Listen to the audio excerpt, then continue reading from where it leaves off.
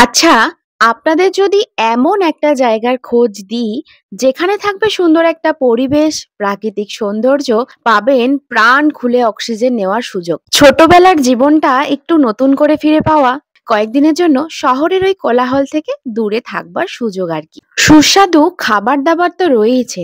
রয়েছে bonfire, boating এবং নৌকার মধ্যে ভাসতে, ভাসতে খাওয়া-দাওয়া সাথে বাউল গান। আজকে আপনাদেরকে এইরকমই একটা জায়গার খোঁজ দেব, তাহলে চলুন।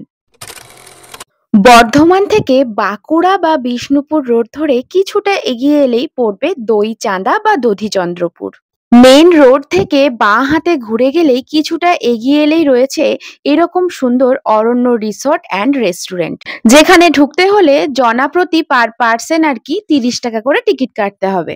রিসর্টে ঢুকেই প্রথমেই একটা সুন্দর পরিবেশ লক্ষ্য করবেন। পূর্ব বর্ধমান জেলার দইচাঁদার এই অরণ্য রিসর্টে রয়েছে পার্ক এবং রেস্টুরেন্ট, মানে গ্রামের মধ্যে ছোটখাটো আরেকটা গ্রাম আপনারা বলতেই পারেন। আর এইরকম রাজহাঁসেদের অবাধ বিচরণ আপনাদের মনটা কিন্তু আরো একবার কেড়ে নেবে। যেহেতু শুধুমাত্র এটি একটি রিসর্ট নয়, তার সাথে সাথে পার্ক, রেস্টুরেন্ট রয়েছে, তাই জন্য কিন্তু এখানে আপনারা 30 টাকা করে টিকিট কেটে 3 ঘন্টার মতো সময় কাটাতে পারবেন। এছাড়াও যদি রেস্টুরেন্টে খাওয়া-দাওয়া করেন, তাহলে কিন্তু আপনারা যতক্ষণ খুশি এখানে থাকতে পারবেন। এই রিসর্টের প্রাকৃতিক পরিবেশে আপনারা প্রাণ খুলে নিঃশ্বাস নিতে পারবেন। রয়েছে কিন্তু সিজনাল ফল এবং ফুলের গাছ। এ বাবা! এত বড় জিনিসটা কিভাবে ভুলে গেলাম! রয়েছে একটা সুন্দর বড় জলাশয়, যেখানে বোটিং এরও ব্যবস্থা রয়েছে। চলুন দেখাচ্ছি।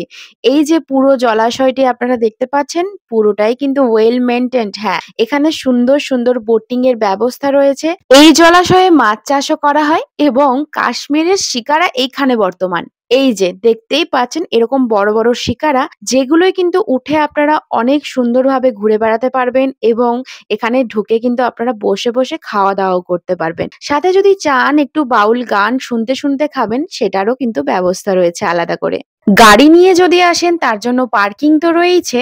এছাড়া যারা বাঁকুড়া বা সোনামুখীর দিক থেকে আসছেন, তাদের জন্য বলি, বর্ধমান রোড ধরে অনেকটা রাস্তা আসার পরেই পড়বে দইচাঁদা। সেখান থেকে বাঁদিকে কিছুটা রাস্তা এগিয়ে এসেই পড়বে অরণ্য রিসর্ট অ্যান্ড রেস্টুরেন্ট। চলুন এবার জলাশয়ের পাড় ধরে ধরে পুরো রিসর্টটা একবার গোল করে ঘুরে দেখি। এবং এই যে সুন্দর সুন্দর রুমগুলো দেখতে পাচ্ছেন, এখানে কিন্তু 1000 টাকা করে এই রুমগুলো স্টার্টিং প্রাইস।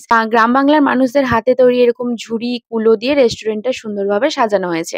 এর থেকেও বেশি সময় কাটাতে চাইলে রাজহাঁসগুলো কিন্তু আপনাদের দিকে তেড়ে বা ধেয়ে আসতে পারে। আর আমি আজকের ভিডিওটা এখানেই শেষ করছি। ভালো লাগলে অবশ্যই সবার সাথে শেয়ার করবেন। পেজটাকে ফলো এবং চ্যানেলটাকে সাবস্ক্রাইব করে দেবেন এবং ভিডিওটা ভালো লাগলে অবশ্যই লাইক দেবেন, কমেন্টে জানাবেন কেমন লাগলো। টাটা!